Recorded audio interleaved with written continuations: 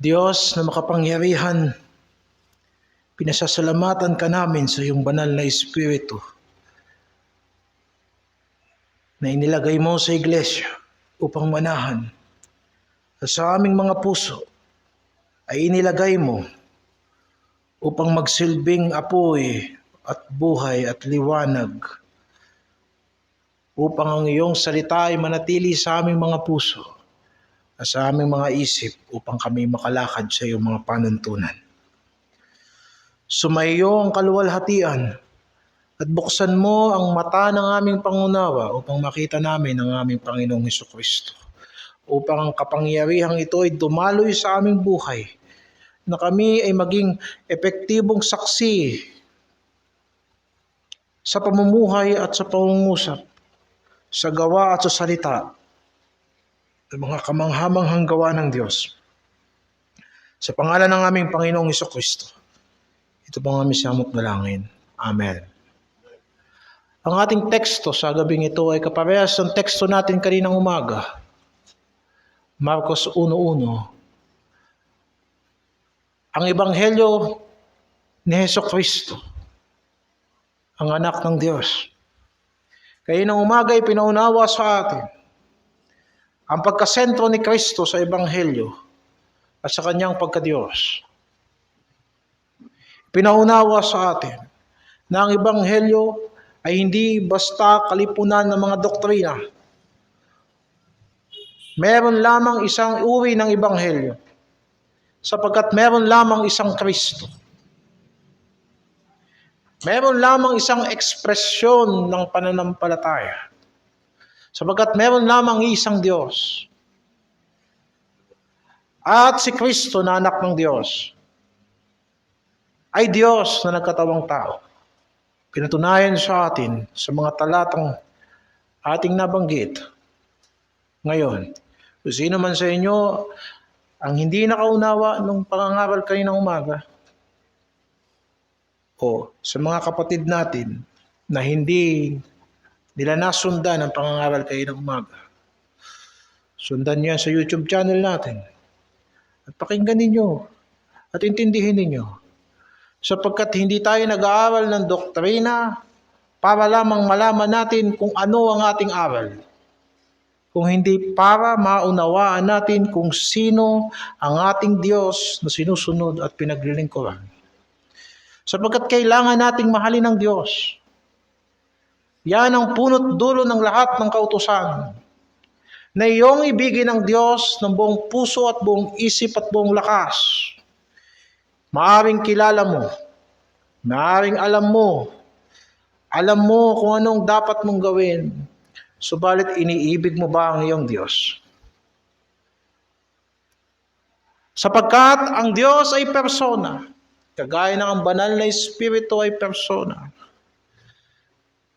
Kaya tayo persona, upang gamitin natin ang ating isip, ang ating pagpapasya, at ang ating katalinuhan, at ang ating damdamin, para maunawaan ang kaisipan, ang damdamin, at ang pagpapasya ng Diyos para sa ating mga tao.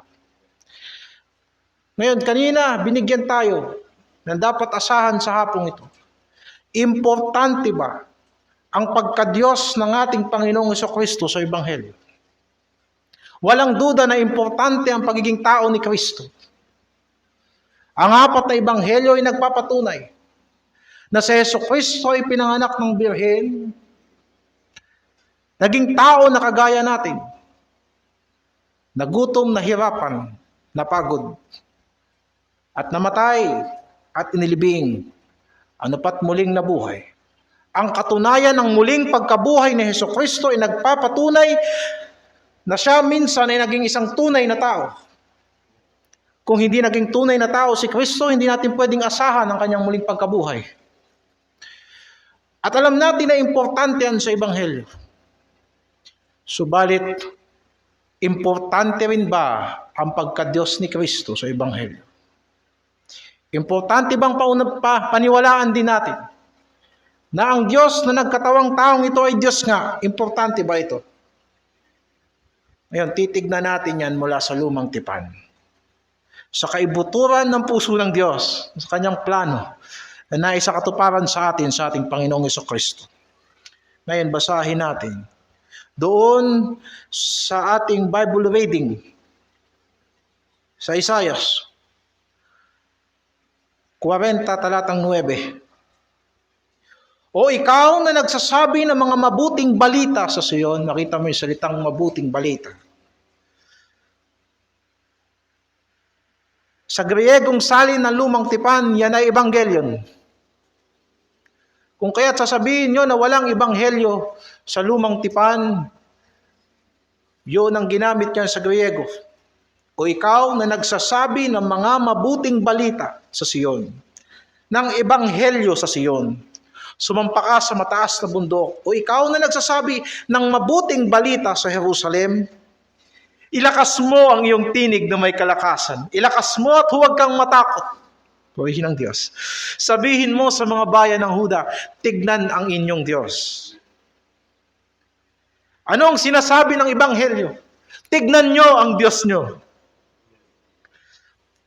Ngayon, tignan mo naman sa 52, talatang 7, kaparehas na aklat kay Propeta Isaias.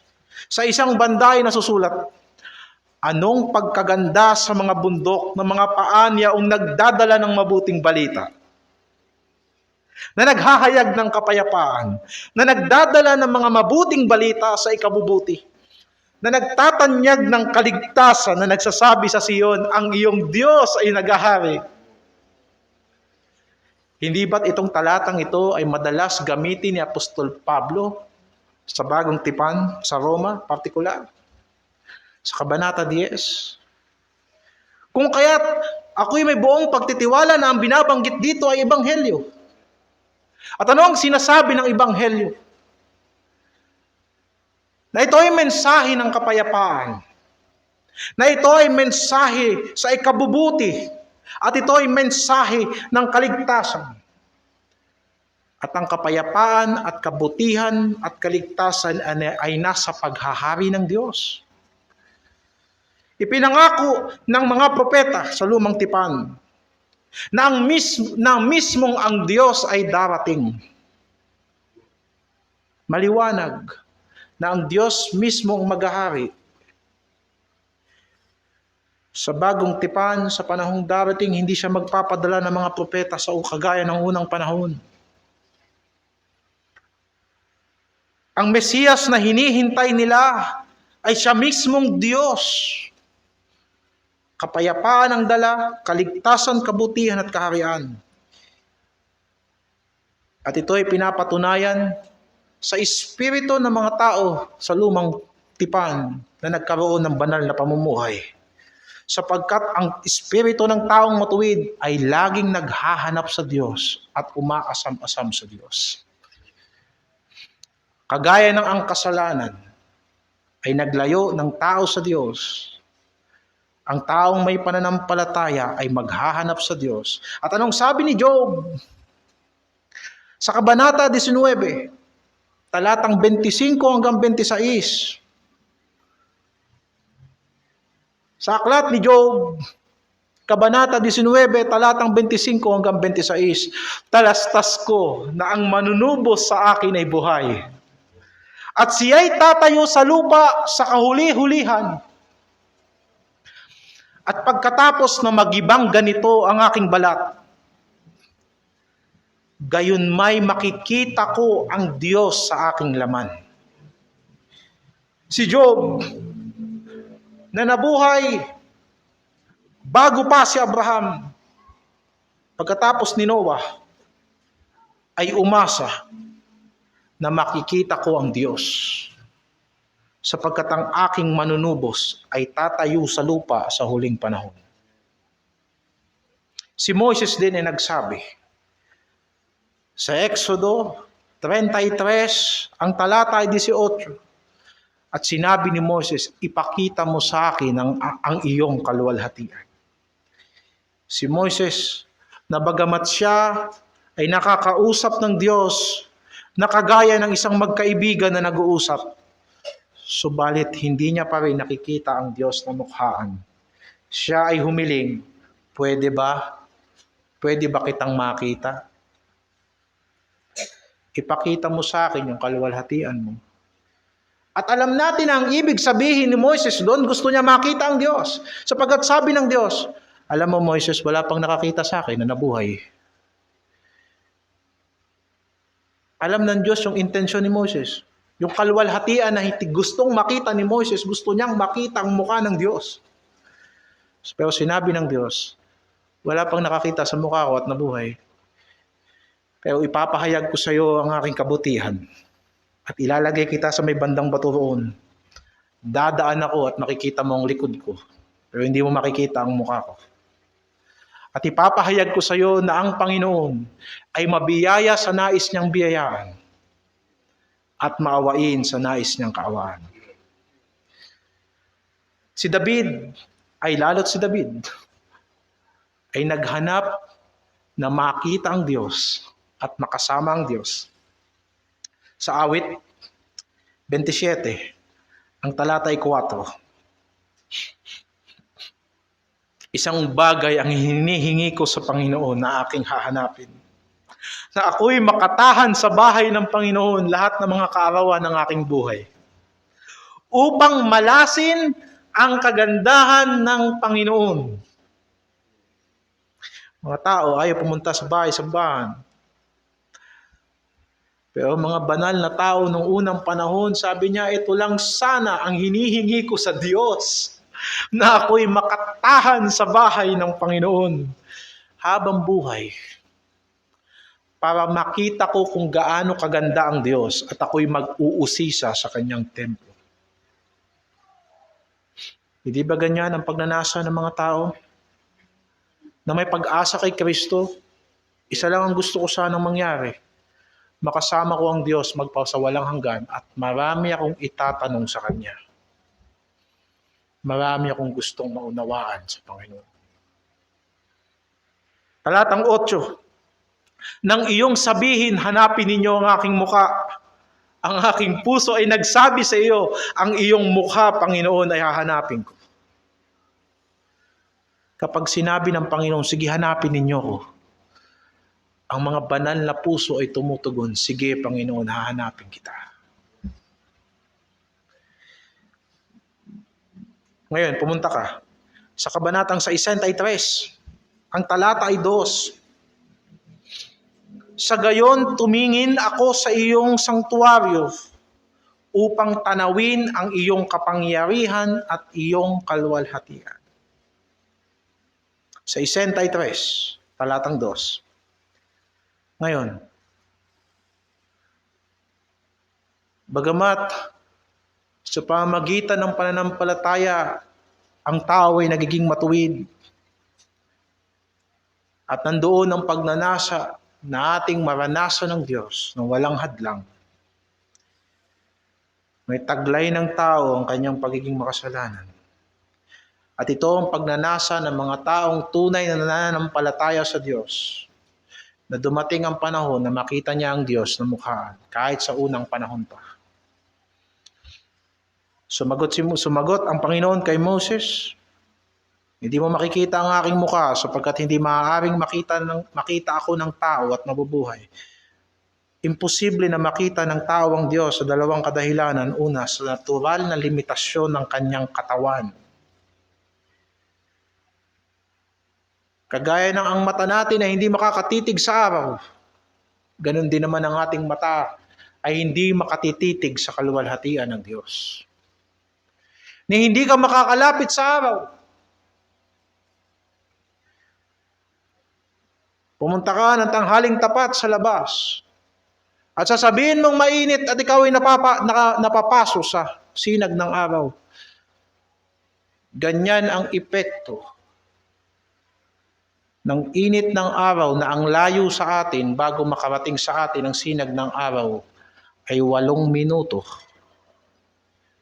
Bago ang liwanag ng araw ay tumama sa ating dito sa lupa, 8 minuto. Ano pa kaya kung direkta kang lalapit sa araw? Ngayon isipin mo, paano kung lalapit ka sa Diyos?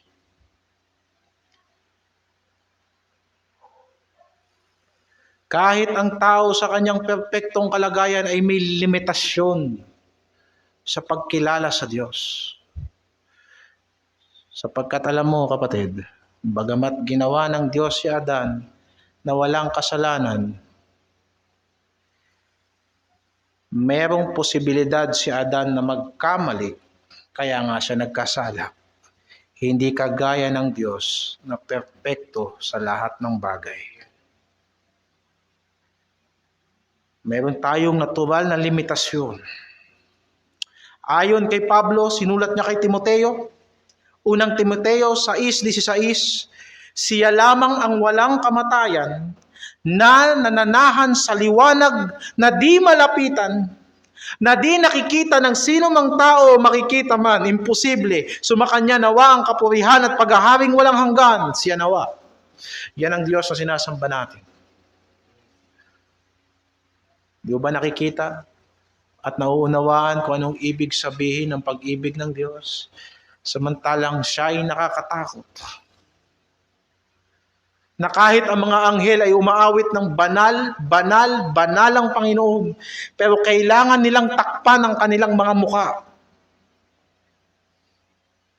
Na kahit ang mga anghel ay natatakot sa presensya ng Diyos. Sapagkat ang ating Diyos ay nagniningas na apoy.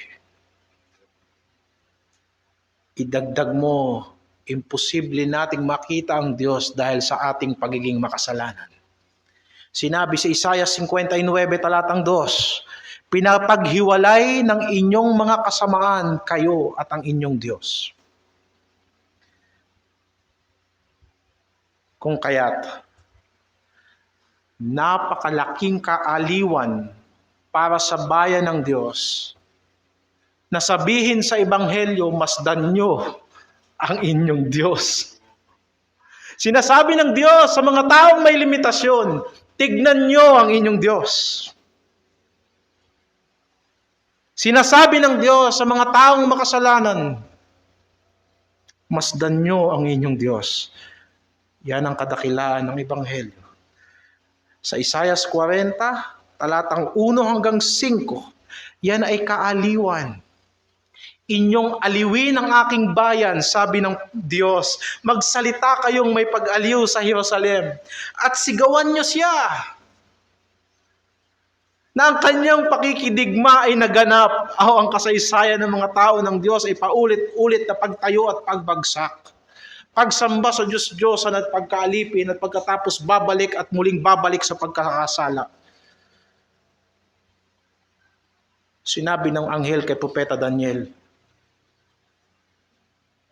darating ang panahon na tatapusin na ng Diyos ang pagkakasala.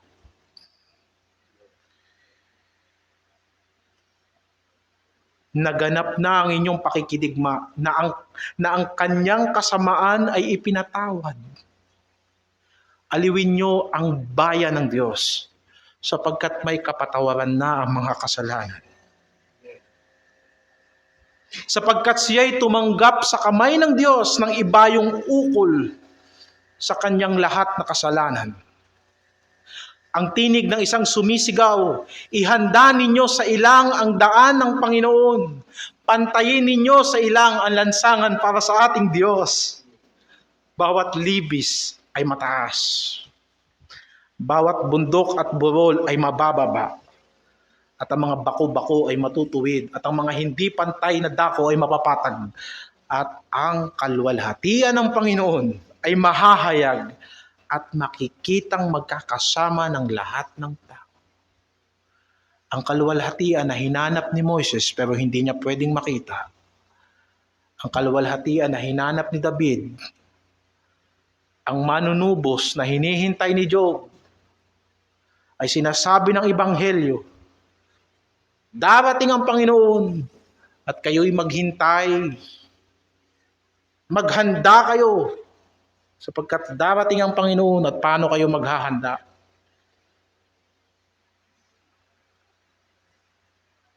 Ang bawat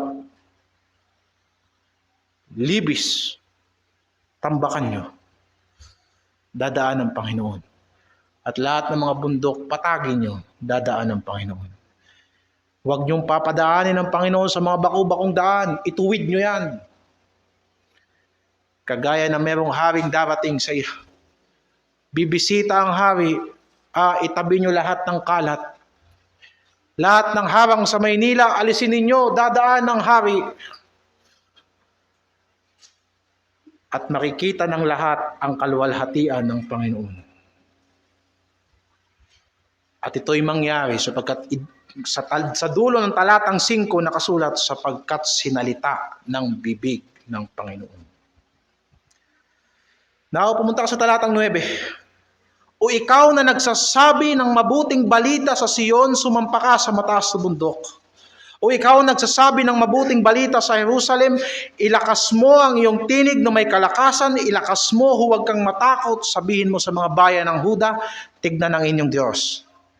Narito ang Panginoon ay darating na gaya ng makapangyarihan at ang kanyang kamay ay magpupuno sa ganang kanya. Una, may kapatawaran ng mga kasalanan.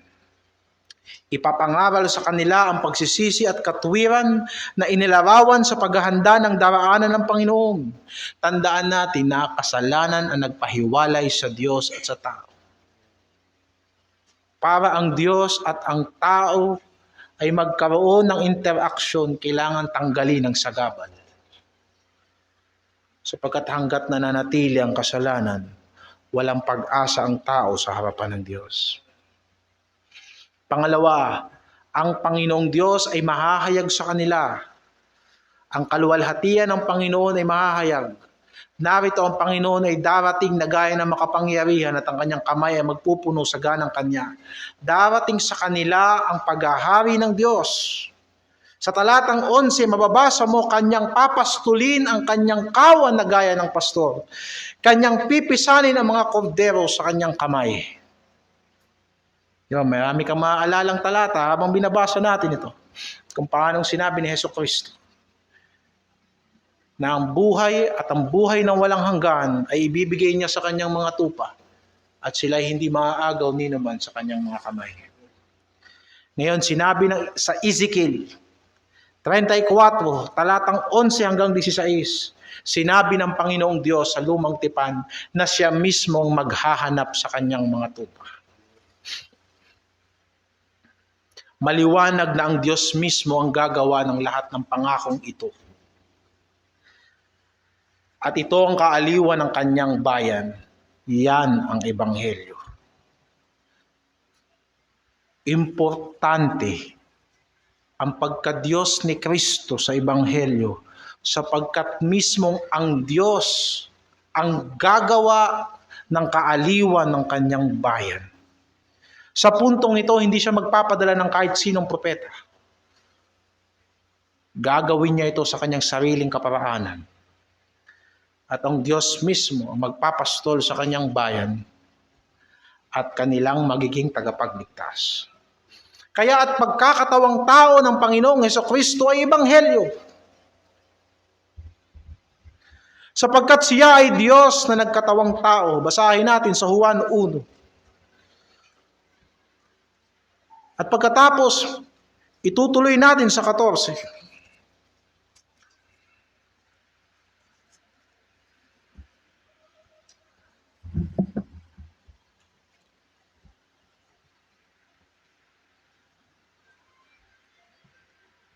At nakita namin ang kanyang kaluwalhatian, sabi ng apostol.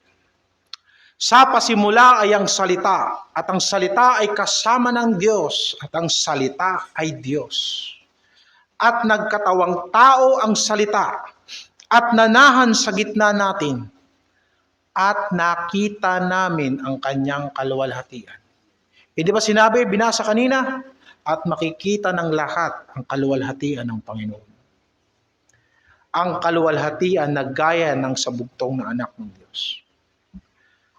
Ang tinig na sumisigaw sa ilang ay naganap sa pangangaral ni Juan Bautista. Yan ang susunod na ipapangaral sa atin. Sa Marcos 1, simula sa talatang 2 hanggang sa mga susunod na talata, makikita natin ang kahalagahan ng ministeryo ni Juan Bautista. Pero gusto mong tignan muna natin dito mga kapatid, na si Juan Bautista ang maghahanda ng daanan ng Diyos, ang daanan ng Panginoon. Ayon sa pagkasulat ng propeta, narito, sinusugo ko ang aking sugo na nasa unahan ng iyong mukha na maghahanda ng iyong daan. Ang tinig ng isang sumisigaw sa ilang, ihanda ninyo ang daan ng Panginoon, tuwirin ninyo ang kanyang mga landas. Dumating si Juan na nagbabautismo sa ilang at ipinangaral ang bautismo ng pagsisisi sa ikapapatawad ng mga kasalanan. Marcos 1:2-5. At ang Panginoong Hesus, ang binanggit na kaluwalhatian ng Diyos na mahahayag, ang magbabautismo sa pamamagitan ng Espiritu at ng apoy. Nang ang Panginoong Jesucristo ay binautismohan, ayon sa binasa natin sa Ebanghelyo, bumaba sa kanya ang Espiritu ng Diyos at sinabi ng Ama mula sa langit, ito ang iniibig kong anak na lubos kong kinalulugdan. Malinaw din na ang pagdating ni Juan Bautista at ang pagsisimula ng ministeryo ng ating Panginoong Jesucristo ay nagpapatunay na matapos maihanda ang daan ng Panginoon ay makikita ng lahat ang kaluwalhatian ng Diyos. Sapagkat matapos na si Juan ay mangaral at siya ay mapunta sa bilangguan, ay doon nagsimula ng ministeryo ang ating Panginoong Jesucristo. At pagkatapos ay nangaral siya tungkol sa kaharian ng Diyos.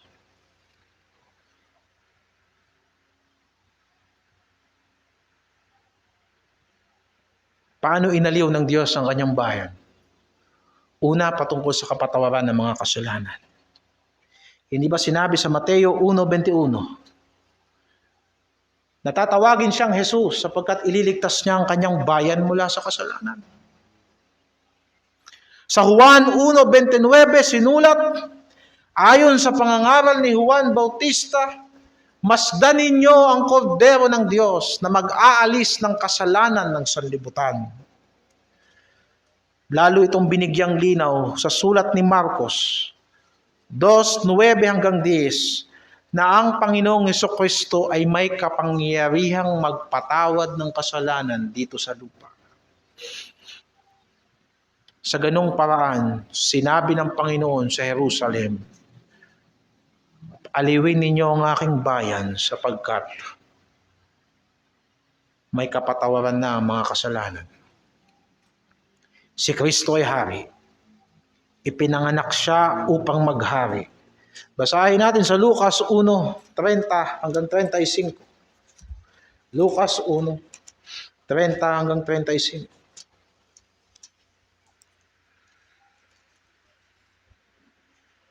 At sinabi sa kanya ng anghel, huwag kang matakot, Maria, sapagkat nakasumpong ka ng biyaya sa Diyos. At narito, maglilihi ka sa iyong tiyan at manganganak ka ng isang lalaki at tatawagin mo ang kanyang pangalan na Jesus. Siya ay magiging dakila at tatawaging anak ng kataas-taasan. At sa kanya ay ibibigay ng Panginoong Diyos ang luklukan ni David na kanyang ama. At siya'y maghahari sa angkan ni Jacob at magpakailanman at hindi magwawakas ang kanyang kaharian. At si Jesucristo na ating Panginoon ay nangaral, gumawa ng mga himala, nangaral patungkol sa kaharian ng Diyos. Nabasa natin sa Marcos 1:15, sinabi niya na kayo ay magsisi at sumampalataya sa Ebanghelyo sapagkat narito na ang paghahari ng Diyos. Sa Lucas 11:20, sinabi ng Panginoon, kung ako sa pamamagitan ng kamay ng Diyos ay nagpapalayas ng mga demonyo, tunay nga na ang paghahari ng Diyos ay nasa gitna na ninyo. Kaya nga si Nicodemo, palibhasa siya ay nag-aaral ng kautusan. Nakita niya ang mga tanda. Siya ay nagtanong, eto na ba ang paghahari ng Diyos? Pumunta siya kay Kristo isang gabi. At sinabi sa kanya ng Panginoong Jesucristo, maliban na ipanganak na muli ang tao, hindi siya makakapasok sa kaharian ng Diyos. Malinaw dito na bagamat si Hesukristo ay ipinanganak na hari, hindi niya itatayo ang kaharian sa pamamagitan ng laman at dugo. Kung hindi isang espiritual na kaharian ang ihahanda ng Diyos, kagaya ng kanyang sinabi kay Pilato sa 18:36 ng Juan 18:36. Sumagot si Jesus, ang kaharian ko ay hindi sa sanlibutan ito. Kung ang kaharian ko ay sa sanlibutan ito, ang aking mga alipin nga ay makikipagbaka upang ako'y huwag maibigay sa mga Hudyo. Ngunit ngayon ang aking kaharian ay hindi rito. Naparito ang ating Panginoong Hesukristo para tipunin ang mga anak ng Diyos. Upang sa ganon bigyan sila ng katwiran na ibibigay ni Kristo ang kanyang buhay para sa kanila, na ang kahariang ito ay sa pamamagitan ng kanyang pagbibigay ng buhay. Na kung ang kaharian ni Kristo ay dito sa daigdig na to, na isang politikal na kapangyarihan, hindi siya mamamatay sa krus. Sapagkat susundin siya ng mga tao, sapagkat gumagawa siya ng maraming himala. Ang mga tao nagugutom ay lalapit sa kanya. At ang mga naghahanap ng kagalingan ay lalapit sa kanya. Pero hindi ganun ang ninanais ng Diyos. Ang nais ng Panginoon ay kapatawaran sa mga kasalanan. Ang nais ng Panginoon ay paghahari ng Diyos sa iyong buhay. Yan ang ipinangangako ng Ebanghelyo. Kung kaya't ang pagiging bahagi ng kaharian ng Diyos ay nagsisimula sa pagbabago ng puso at pagbabago ng isip. At sa pananahanan ng banal na Espiritu. Kung kaya't ipinangaral ni Juan Bautista, binabautismuhan ko kayo sa tubig. Pero ang darating pagkatapos ko ay magbabautismo sa inyo sa Espiritu at sa apoy.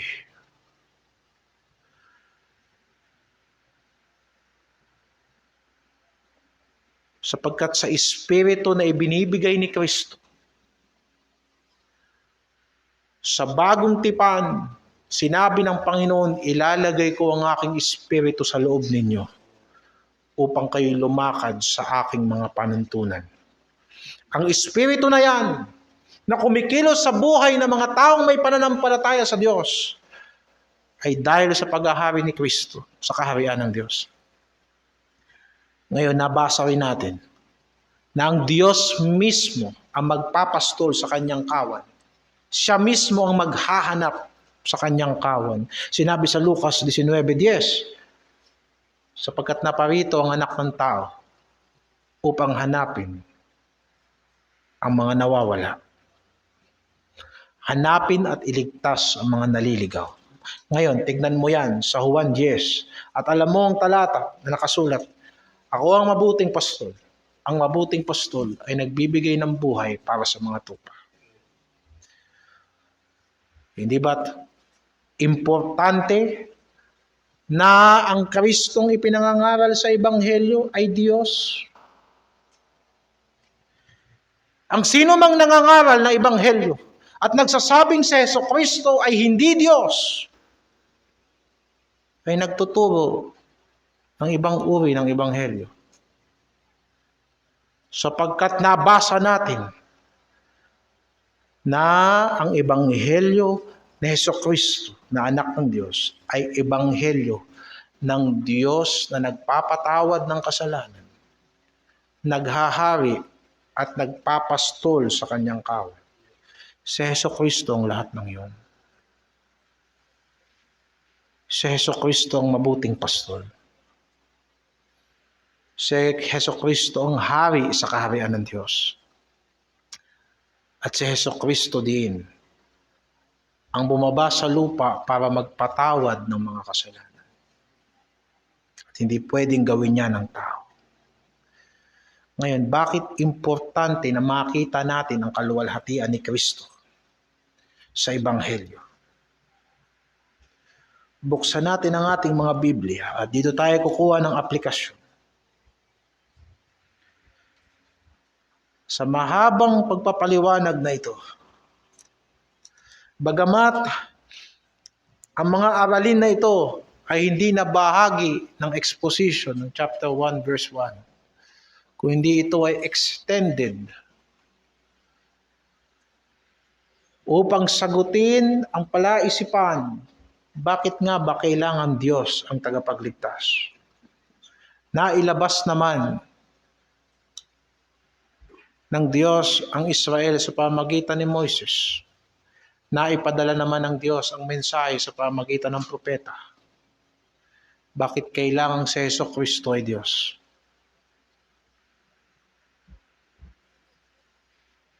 Sapagkat sinabi ng Diyos, ako mismong gagawa. Meron pa bang hihigit sa Diyos?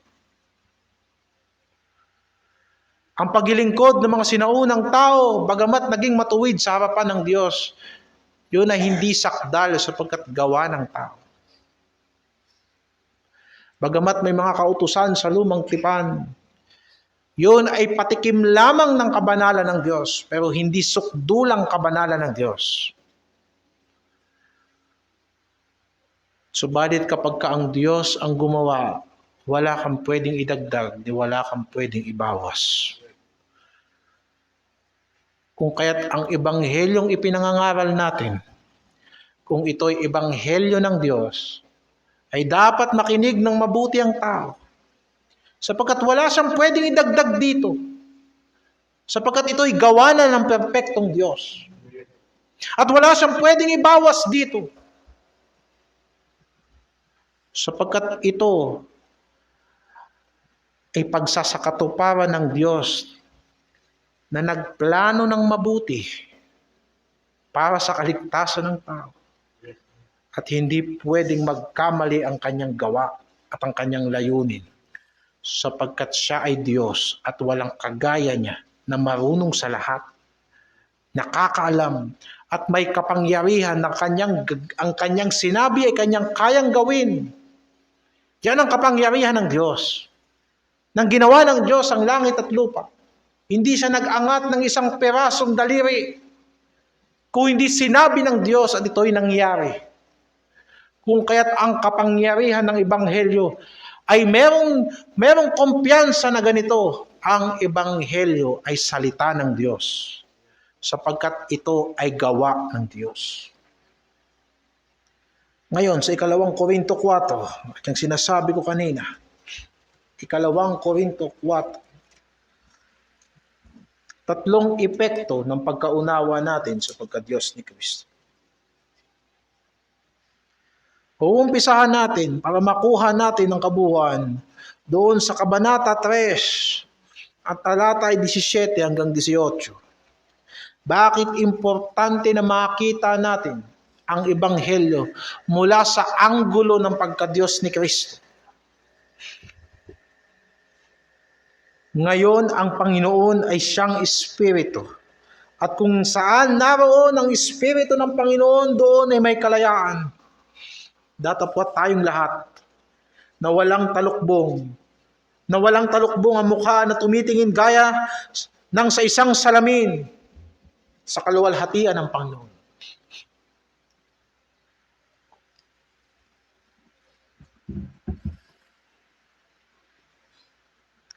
Ay nagbabago tayo sa gayunding larawan mula sa kaluwalhatian hanggang sa kaluwalhatian na gaya ng mula sa Panginoon na Espiritu.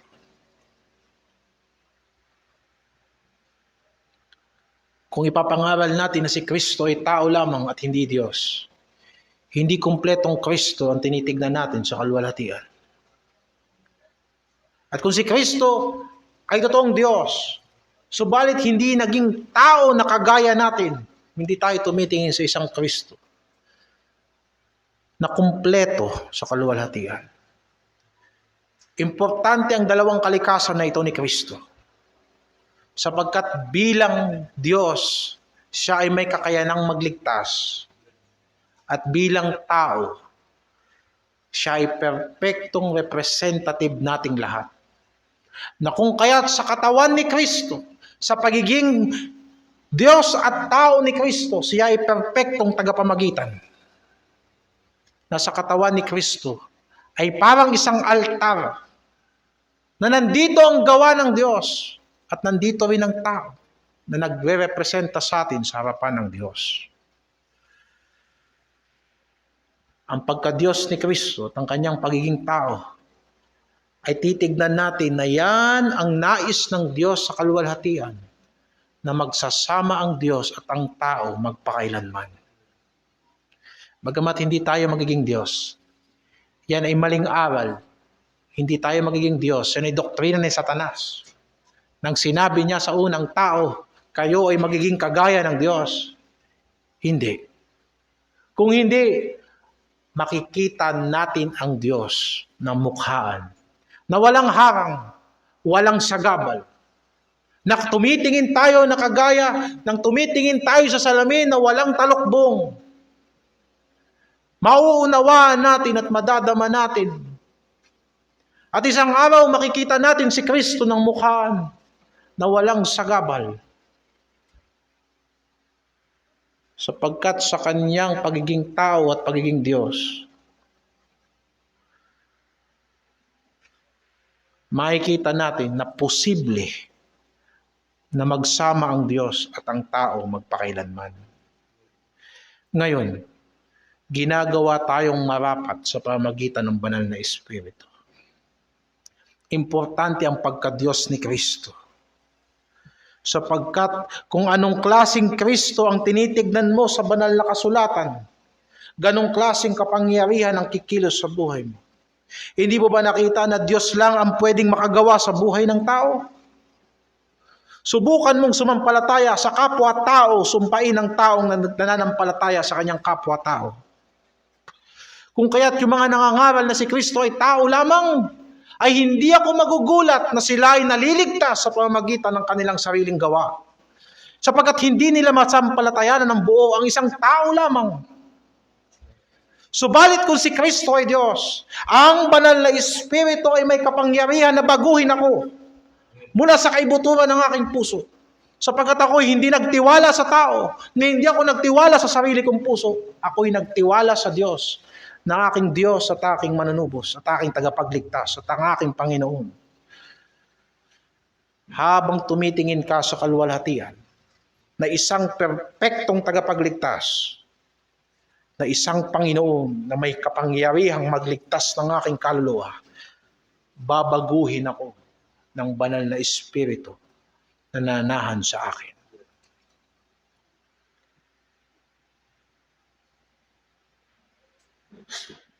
Kung kaya't nang sinabi ni Kristo, ako'y kasama ninyong palagi hanggang sa katapusan ng sanlibutan, makakaasa ka, hindi yan espiritu ng tao.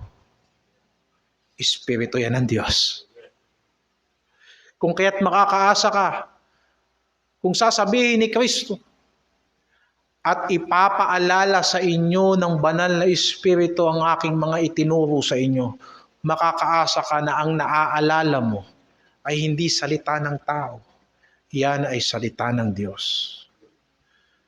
Kung kaya't dyan tayo nababago, hindi ba? Kaya nga ako'y naniniwala na ang salita ni Kristo sa iglesia ay may kapangyarihang magbago. Sapagkat yan ay hindi salita ng tao. Yan ay sinasamahan ng banal na Espiritu sapagkat yan ay salita ng Diyos. Kaya kung ang ipinangangaral sa simbahang ito ay salita lamang ng tao, hindi obligado ang banal na Espiritu na kumilos. Kung hindi ninyo makikita si Kristo, anong kaluwalhatian ang titignan ninyo sa hinaharap?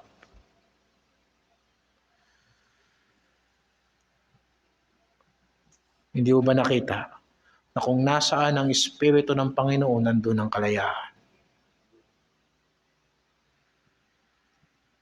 Kalayaan mula sa kasalanan. Kalayaan mula kay Satanas. At kalayaan na mula sa sanlibutan. Maaari mong sampalatayanan si Kristo.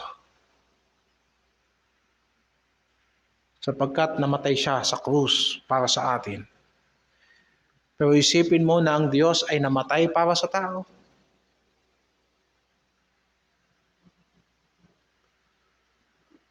Isang napakadakilang bagay.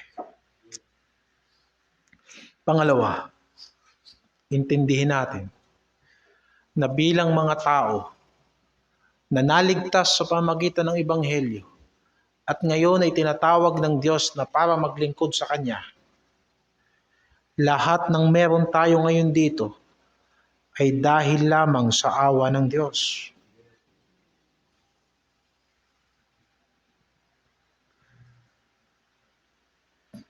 Nakita mo ba ang pamantayan ng Diyos sa paglilingkod? Bakit kailangan ang Diyos ang bumaba sa lupa at sundin ang kalooban ng Diyos? Sapagkat yun ang perpektong pamantayan. Nahihibang tayo sa ating mga sarili. Kung sa paiisipin natin na sa ating sariling lakas ay pupunuin natin ang sapatos na ginamit ni Kristo. Ni kahit si Juan Bautista ay nagsabi, hindi ako karapat-dapat na magdala ng kahit ng tali ng kanyang panyapak. Ang paglilingkod ni Kristo, ang pamantayan ng paglilingkod na tinatanggap ng Diyos, ang pagsunod ni Kristo, ang pamantayan ng pagsunod na tinatanggap ng Diyos.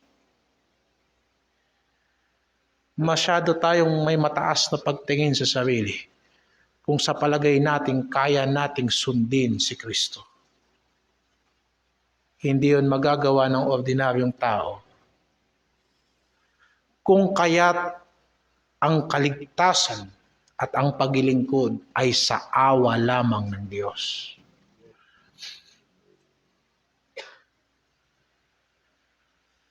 Anong sinabi ni Apostol Pablo sa 4:1? Kaya nga sa pagkakaroon namin ng ministeryong ito, ayon sa aming tinanggap na kaawaan ay hindi kami nanghihina. Anong klaseng ministeryo ang dinudulot ng isang biblikal na ebanghelyo? Sinabi ko na sa inyo kayo ng umaga na may mga maling ebanghelyo sa sanlibutan. May ebanghelyo na ginagamit ng tao para magkamal ng maraming pera. May ebanghelyo na hindi umiintindi sa salita ng Diyos, na nag-iipon lamang ng tao. May ebanghelyo na hindi nagbubunga ng mga bagay na nais ng Diyos sa tao. May klase ng ebanghelyo. May klase ng ebanghelyo na ang patay sa kasalanan ay mananatiling patay sa kasalanan. Hindi ganon ang ebanghelyo.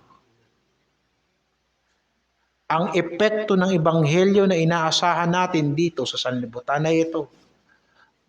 Lahat ng sasampalataya kay Kristo ay magkakaroon ng kapatawaran ng kasalanan at buhay na walang hanggan. At ang papasukin nilang landas ay makipot na landas. Subalit sila'y magtatagumpay hanggang wakas, sapagkat Diyos mismo ang magpapastol sa kanyang bayan. Napakahirap nun gawin. Hindi ka palaging may dilata sa ministry. At hindi ka palaging may bigas sa ministry. Para akitin mo mga tao at pupunta sila sa bahay-sambahan at magliligtas-ligtasan at kunwari tatanggapin nila si Kristo pero totoong materyal ang hinahanap nila. At hindi mo rin gugustuhin na mapupuno ang iglesia ng Panginoon ng mga taong hindi talaga nagkaroon ng kapanganakang muli. So anong klaseng ministeryo ito? Mahirap na ministeryo. Kung kaya't sinabi niya, sa pagkakaroon namin ng ministeryong ito, ayon sa tinanggap naming kaawaan, hindi kami manghihina. Dahil si Kristo ay Diyos, at ito ay gawain ng Diyos, hindi ito pwedeng gawin ng tao lang. Sapagkat ito ay gawain ng Diyos. Kaya isipin mo, pahalagahan mo na ikaw ay naglilingkod sa Diyos sa gawain ng Diyos. Bakit? Sa totoo lang, wala ni isa sa atin dito ang pwedeng maglingkod sa Diyos. Kung kaya't kailangan ng awa ng Diyos. Kaya nga't kung kinakaawaan ka ng Diyos, tinuturuan ka ng Diyos, itinutuwid ka ng Diyos, ginagawa kang sakdal ng Diyos, sapagkat ang ministeryong ito ay hindi ministeryo ng tao. Otherwise, ang makikita mong bunga nito ay mga bunga na hindi magbibigay ng kapurihan sa Diyos. Tayo ay nakapaglilingkod lamang sa Diyos sapagkat tayo ay nanatili kay Kristo at si Kristo ay nasa atin. Tayo ay mga sanga, siya ang puno. Ngayon, habang tumatanggap tayo ng awa, hindi tayo nanghihina. At ito'y umiipekto sa buhay natin. Anong nangyayari sa mga naglilingkod sa Diyos? Talatang 2, bagkus tinatanggihan namin ang mga kahiyahiyang bagay ng mga nangatatago. Ang pinaglilingkuran mong Kristo ay Diyos. Nakakaalam ng lahat ng bagay.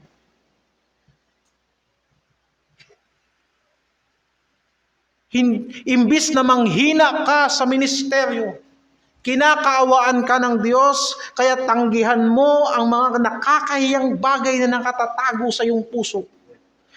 Sapagkat hindi ka naglilingkod sa tao, naglilingkod ka sa Diyos.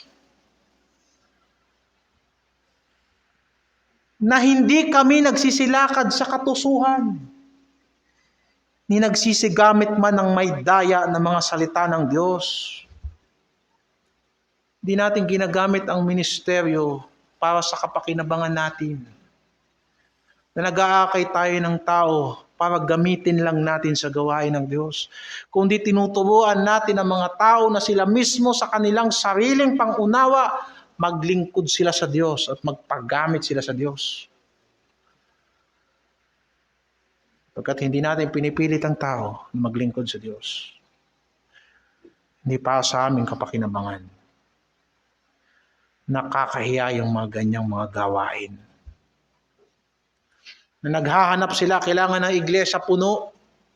Sapagkat pipicturean nila at ipapadala nila sa mga supporter nila sa abroad. At sasabihin mo na ang ginagawa mo ay gawain ng Diyos. Pero hindi kayang gumawa ng Diyos sa mga bunga. Bakit? Sapagkat ang kanyang mga bunga ay patay. At hindi talaga nagkaroon ng bagong buhay. Sapagkat tayo'y buhay, kaya nating mag-produce. Sapagkat tayo'y nilalang ng Diyos ayon sa kanyang kawangis. Hindi mo makita sa sanlibutan ito, lahat ng ginawa ng Diyos na may buhay, kayang mag-duplicate. Ang halaman kayang dumami sa kanyang sarili. Ang hayop kayang dumami. Ang tao kayang dumami.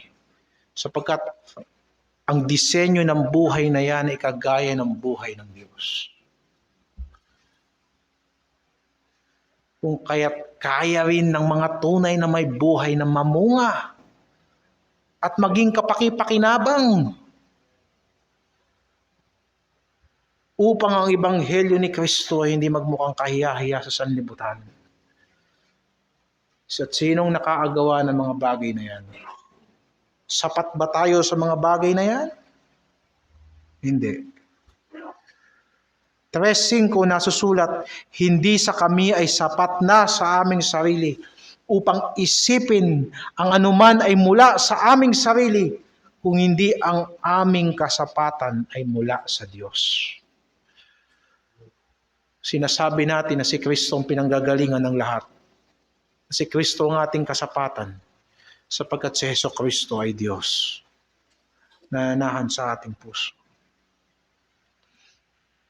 Ngayon, mga kapatid, sa pamamagitan ng awa ng Diyos, nakapamumuhay tayo sa Ebanghelyo at nakapangangaral tayo ng Ebanghelyo. Hindi mabuting bagay na nangangaral tayo ng Ebanghelyo sa kasamaan ng sanlibutan pero hindi tayo takot sa Diyos.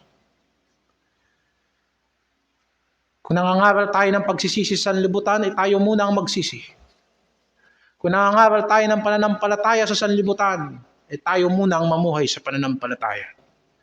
Sapagkat kung gusto mo na gawin nilang Diyos si Kristo sa buhay nila, ikaw mismo Pakabanalin mo si Hesukristo na Diyos ng iyong puso upang maging handa kang sumagot sa lahat ng katanungan ng mga nagtatanong kung bakit ka umaasa sa Diyos. Ngayon, ituloy natin sa 2 Korinto 4:2. Kundi sa pagpapahayag ng katotohanan ay pinagtatagubili ng aming sarili sa bawat budhi ng mga tao sa harapan ng Diyos. Ngayon, pangatlo, kung si Jesucristo ay Diyos, tandaan mo rin, may nagdiyos-diyosan sa sanlibutan ito. Kung bakit gaano man kalinaw ang ebanghelyo ni Kristo, hindi lahat tumatanggap nito at hindi sasampalataya rito. Talatang 3, at kung ang aming ebanghelyo ay natatalukbungan pa, ay may talukbong sa mga napapahamak na binulag ng Diyos ng sanlibutan ito ang mga pag-iisip ng mga hindi nagsisisampalataya upang sa kanila ay huwag sumilang ang kaliwanagan ng ebanghelyo ng kaluwalhatian ni Kristo na siyang larawan ng Diyos. Sila na nangangaral na si Jesucristo ay hindi Diyos, ay magsasabi na si Satanas ay Diyos ng sanlibutan ito. Maniniwala sila na si Satanas ay Diyos sa sanlibutan ito, pero hindi sila maniniwala na si Jesucristo ay Diyos. Tignan mong klaseng kahangalan yan. Pero may nagdodiyos-diyosan sa sanlibutan ito at yan si Satanas. At ang nais niya ay huwag makita ng tao ang kaluwalhatian ni Kristo. Hindi gusto ni Satanas na makita ng tao ang buong Kristo na nakita ng mga apostoles. Sasabihin nila na ang Diyos ay magliligtas sa biyaya, pero kailangan mong gumawa para ikaw ay maligtas. Anong klaseng biyaya yan? Yan ay hindi kumpletong biyaya. Sasabihin nila na kailangan mong sumampalataya kay Kristo at yan ay tama.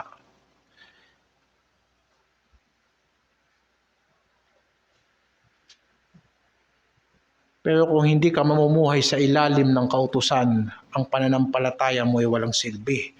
Anong klaseng pananampalataya yan? Anong klaseng Diyos ang hindi sapat para magligtas sa iyo? Anong klaseng Diyos ang kaya mong ilarawan sa mga bagay sa sanlibutan ito? Walang problema sa dyablo na ang tao ay relihiyoso hanggat hindi mo makikita kung sino ang Diyos.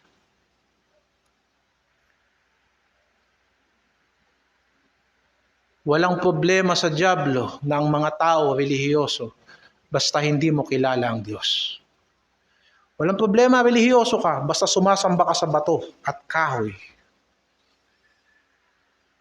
Walang problema na relihiyoso ka basta sumasamba ka sa pera. At si Kristo sa iyo ay parang tradisyon lang. Yan ang doktrina ni Satanas. Akala mo ba si Satanas ay kontra sa mabuting gawa? Hindi siya tuso kung kukontrahin niya ang mabuting gawa.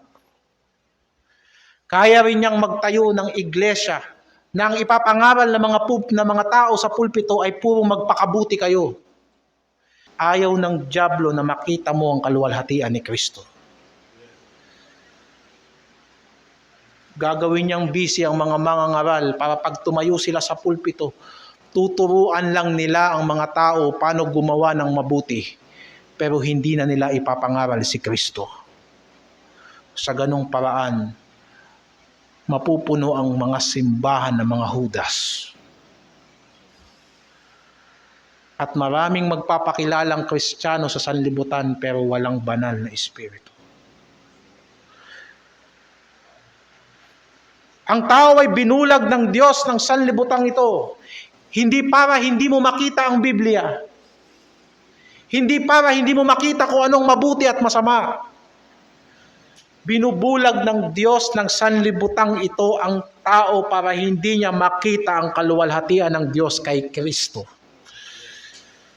Gugustuhin pa ng dyablo, sundin mo ang 10 utos, basta wag mong sampalatayanan si Kristo.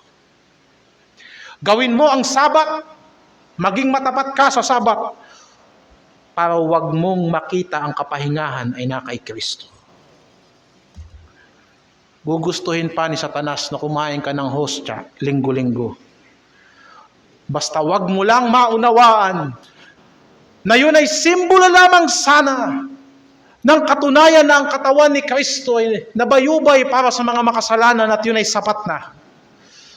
Gugustuhin ng dyablo na uminom ka ng alak, ng saraw na dinadasalan ng pari, at mapapanatag ang iyong kalooban para wag mo lang makita na ang dugo ni Kristo ay nagpapabanal at sapat ang dugo ni Kristo para sa kapatawaran ng mga kasalanan. Gugustuhin pa ng Diyos ng sanlibutang ito.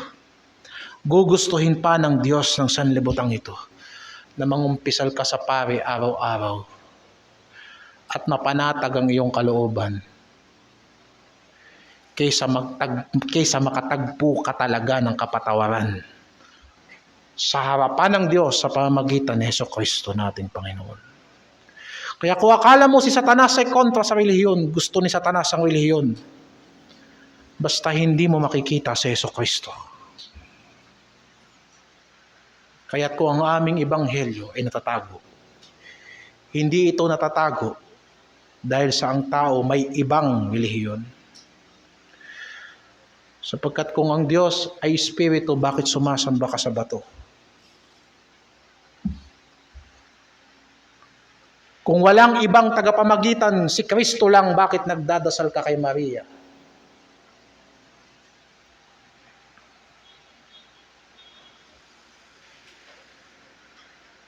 Kung ang kaligtasan ay sa biyaya lang, anong idadagdag ng tao? Tinanong ko yung nasa Bible study.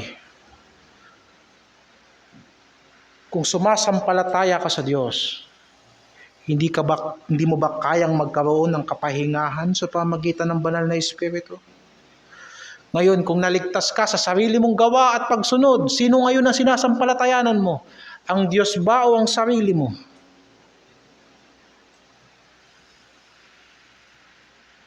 At sasabihin mo marahil, naligtas ako sapagkat ako'y mabuti at ako'y nananampalataya sa Diyos. O, kaninong kabutihan ang tinasampalatayanan mo? Ang kabutihan ba ng Diyos o ang kabutihan mo na inaakala mong sapat? Sasabihin niya, ako ay pupunta sa langit sapagkat nasunod ko ang lahat ng sakramento. Ngayon, ano bang sinasampalatayanan mo? Ang Diyos ba na tagapagligtas? O dahil sa nasunod mo ang sakramento? Kaya't napaka-importante ng pagka-Diyos ni Kristo. Sapagkat kung hindi mo siya nakita ng buo, hindi mo mararanasan ang buong pagliligtas ng Diyos.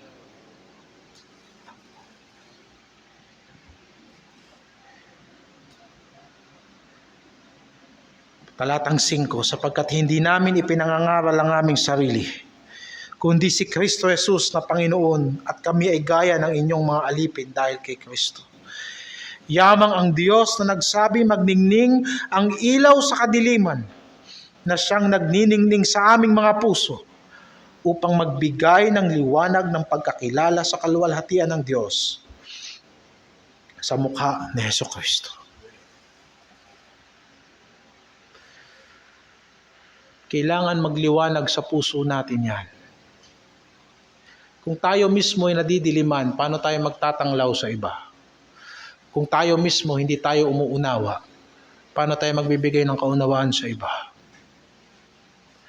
Dapat ang lahat ng Kristiyano ay magsasabi ng ganito, gayunmay hindi ako nahihiya sapagkat kilala ko ang aking sinasampalatayanan at alam kong kaya niyang gawin ang lahat ng ipinagkatiwala ko sa Kanya. Kung si Hesukristo ay hindi Diyos, paano ka magkakaroon ng katapangan patungkol sa Ebanghelyo ng Diyos? Yan ay gawa-gawa lang ng tao. Marami sa inyo na nagsipagpasok kayo sa yung mga universidad, pumasok kayo na buong-buo ang pananampalataya nyo, paglabas ninyo kayo ay sinakop na ng mga liberalismo. Ang pananampalataya natin ay hindi gawa ng tao. Ito ay nagsimula sa Diyos at sa pamamagitan ng Diyos at para sa Diyos. Ang liwanag nito ay hindi liwanag lamang ng katalinuhan. Ito ay liwanag ng Diyos na nagliliwanag sa puso ng tao. Kung kaya't hindi mo ikahihiya si Kristo kahit saan. Kung sinasabi ng banal na kasulatan na kayo ay liwanag ng sanlibutan, saan yun mag-uumpisa? Mag-uumpisa yon sa kaliwanagan ng Diyos sa inyong puso. Sapagkat sinabi ng Panginoong Hesus, ako ang liwanag ng sanlibutan. Ang sino mang sumasampalataya sa akin ay hindi lalakad sa kadiliman, kundi lalakad sa liwanag ng pagkabuhay. At huli mga kapatid, muntik ko nang makalimutan ito. Pero pinaalala sa atin ng Panginoon. Kung si Hesukristo ay Diyos, at siya'y nagkatawang tao, pasasalamatan natin ang lahat ng kahirapan natin bilang Kristiyano. Sapagkat ang ating Diyos ay hindi malayo sa ating mga kalagayan. Ang ating Diyos ay bumaba sa lupa para magutom kasama natin. At mapagod na kasama natin. At lumuha na kasama natin. At hindi mo titignan lamang ang iyong kahinaan. Tignan mo sa talatang 7. Ngunit taglay namin ang kayamanang ito sa mga sisidlang lupa, upang ang dakilang kalakhan ng kapangyarihan ay maging mula sa Diyos at huwag mula sa aming sarili. Sino nag-aakala na ang karpintero sa Nazareth ay siyang tagapagligtas? Sinong mag-aakala na yung Hudyo na palakad-lakad sa Israel 2,000 taon na kalilipas, yun ay Diyos na nagkatawang tao?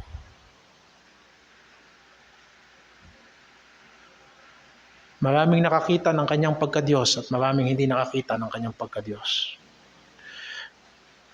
Pero pinapaalala sa atin ng Panginoon, hindi kailangan ng Diyos gumamit ng magarang kasangkapan para isakatuparan ang kanyang kalooban. Na ang ating Panginoong Hesukristo ay nagkatawang tao. Anong klaseng katawang tao ang kanyang ginamit? Kagaya rin ng katawan na meron tayo. Anong klaseng trabaho ang kanyang tinabaho sa lupa? Hindi, hari ba siya doon? Mataas man lang ba ang kanyang posisyon sa kaharian ni Herodes? Hindi. Mababang manggagawa kagaya ng marami sa atin dito. Maaring arawan o maaring pakyawan. Pero isa lang ang sigurado sa ating Panginoong Hesukristo, hindi siya tamad. Pero hindi kailangan ng Diyos ng magarang kasangkapan para gamitin niya sa kanyang kaluwalhatian. Tayo ay may kayamanan sa sisidlang ito na may kahinaan at kapintasan para ang kapangyarihan at kaluwalhatian ay hindi mula sa atin, kung hindi mula sa Diyos. Magdududa ka ba na sa bawat pagsunod mo sa yapak ng pananampalataya ay kasama mo ang Diyos?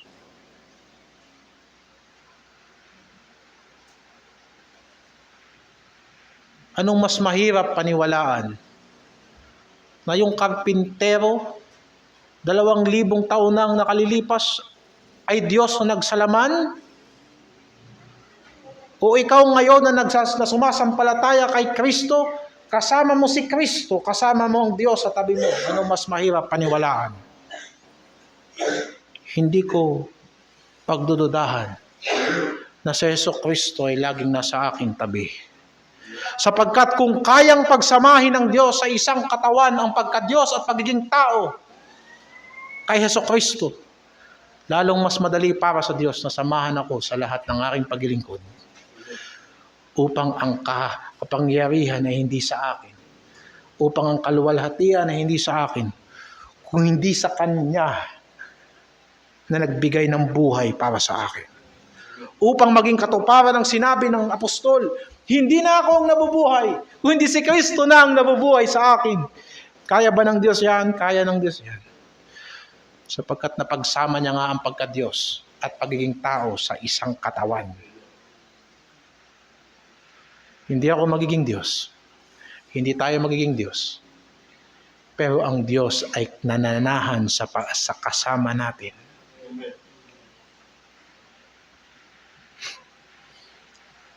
Kung kaya't sa magkabi-kabila ay nagigipit kami, gayon may hindi naghihinagpis. Nangatitilihan, gayon may hindi nawawalan ng pag-asa. Pinag-uusig, gayon may hindi pinababayaan. Inilulugmok, gayon may hindi nasisira. Sa magkabi-kabila, bilang tao nagigipit. Pero kay Kristo, hindi naghihinagpis. Bilang tao, bilang lingkod ng Diyos, minsan nabablangko rin ang aking isip. So, sobrang dami ng alalahanin, minsan hindi ko na alam ang kasunod. Gayunman si Kristo, ang aking Diyos at tagapagligtas, ay palaging nagbibigay ng pag-asa.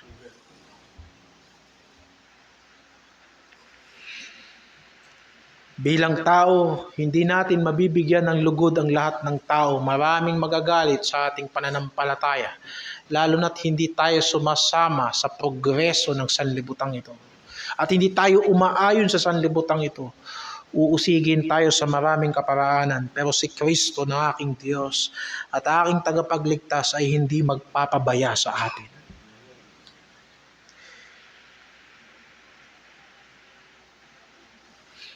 Bilang tao, bumabagsak tayo.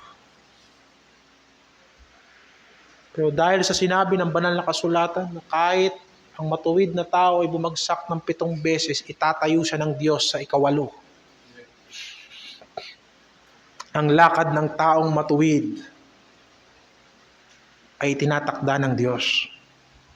Kahit na siya ay bumagsak, hindi siya mawawasak. Sapagkat ang Panginoong Diyos ang humahawak sa Kanya, sa kamay ng Diyos. Kaya hindi tayo nadudurog. Paano na lang kung hindi Diyos si Kristo? Anong klaseng ebanghelyo ang ating sinasampalatayanan? Kung hindi Diyos si Kristo at sinasabi ng banal na kasulatan na kasama natin siya palagi, edi walang pinagkaiba na may kasama kang multo. Anong tawag ng sanlibutan? Sa espiritu ng tao na pag-alagala at sumasama sa iyo palagi. Ngayon, sabihin mong hindi Diyos si Kristo. Minumulto ka lang ng Kristo mo.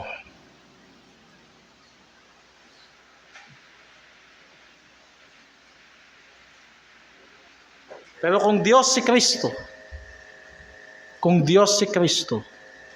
kaya niyang samahan tayo hanggang katapusan ng sanlibutan.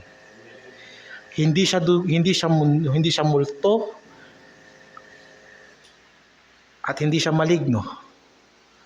Kung hindi Diyos na kahit saan ay naroon, ating buhay at ang ating kalakasan. Ngayon, sino magsasabi na si Kristo tao lang? Tumawag ka ng espiritista para makausap mo yung Kristo na hindi Diyos at tao lang at kanyang espiritu bilang tao ay sumasama sa iyo.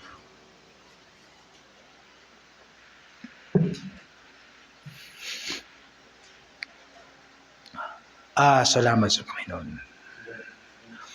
Naunawaan niyo ba ang pangangaral ngayong maghapon?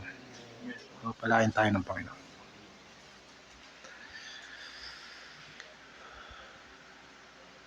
May mga panahon na akala mo alam mo na ang lahat. Pero kapag ka nagpaturo ka sa Panginoon, marami pang mga bagay na hindi nakita ng mata at hindi narinig ng tenga, na hindi pumasok sa puso ng tao. Ang ipahahayag sa iyo ng Diyos.